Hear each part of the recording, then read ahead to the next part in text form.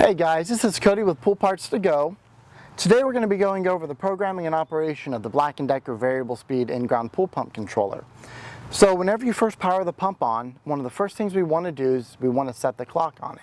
The instructions mention about having to turn it off and on in so many seconds, but there is a little workaround for that.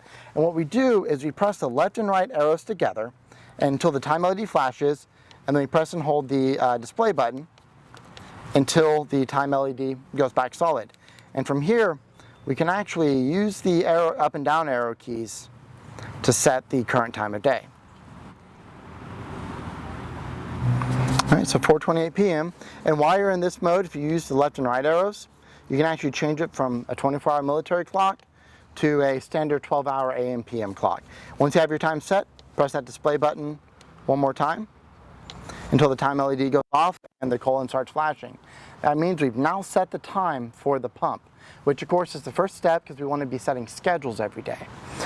To set the schedules, we want to make sure that the start-stop button, the pump is turned off, which is indicated by the little light above the orange start-stop button being off. Whenever it's off, what we can do is press any one of the 4 speeds, and let me show you on speed 1 to start with. As I press it multiple times, the light over here cycles from speed to time to duration.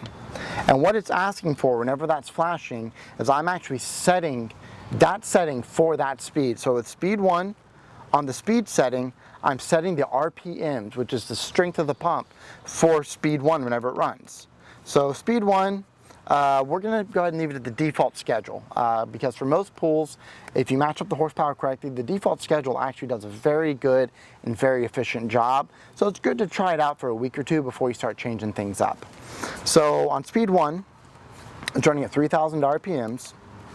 The time is what time of day that schedule starts, which for button 1 is 8 o'clock AM in the morning. Duration is how long it runs at that speed for, which in this case is 2 hours. So that means that button 1 is 3,000 RPMs starting at 8 o'clock in the morning for 2 hours. Now, if we go to speed 2, as I press it the same way, we have speed and duration. It does not ask for a start time. The reason being is the way the schedule on these works is the 4 speeds kind of play follow the leader. Button 1 we give a time and a duration to. Button 2 will start automatically at the end of button 1. Button 3 at the end of button 2. And then button 4, speed 4, start at the end of speed 3. So we start with button 1 on its time and give it its duration. Speed 2 will start from there and go on farther. Speed 3 farther from there. So you have to kind of start with button 1 and keep track of what time of day you are. So on button 1 starting at 8 o'clock and running for 2 hours, that means from 8 to 10 in the morning is button 1.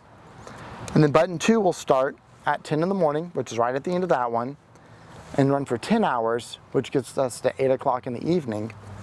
Button 3 will start at the end of button 2 for 2 hours, which is 8 to 10 in the evening. And then button 4 is 4 hours, which is from 10 in the evening till 2 a.m. in the morning. So that's kind of how these default schedule is set up, and that is at 3,000 RPMs for 2 hours, 1,500 RPMs, which is a good medium low speed for 10 hours, 2,500 RPMs, which is a good medium moderate, a good speed for skimming most of the time for the 2 hours. And then finish out each schedule at the end of each day at 1,000 RPMs for 4 hours, which is an ultra low speed.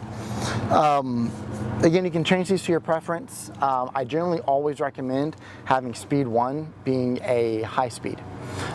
Since it's the first one to come on each day, it's good to start the schedule on a nice strong speed to make sure that the pump is fully primed, that there's water flowing through the system, and that everything is set up for success that day with the flow.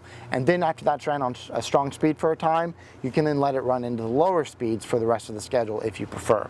But again, the default schedule does really good for most pools, so give it a shot before you change things up on that one.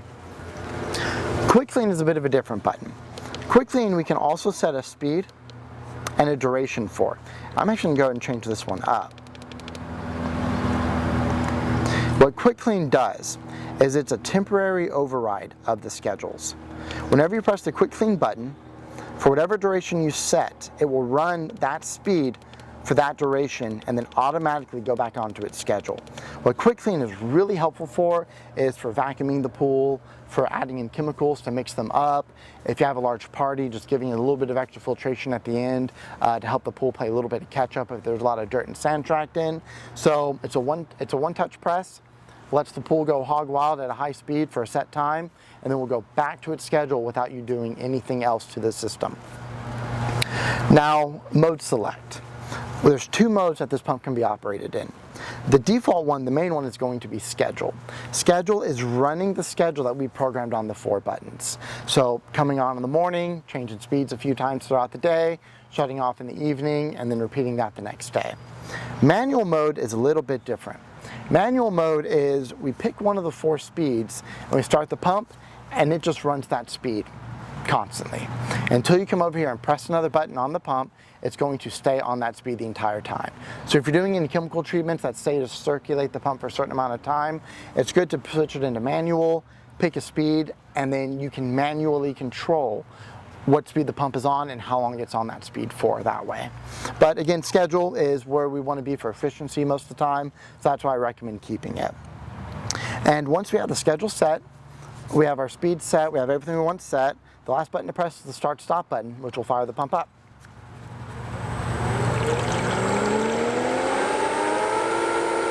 There she goes.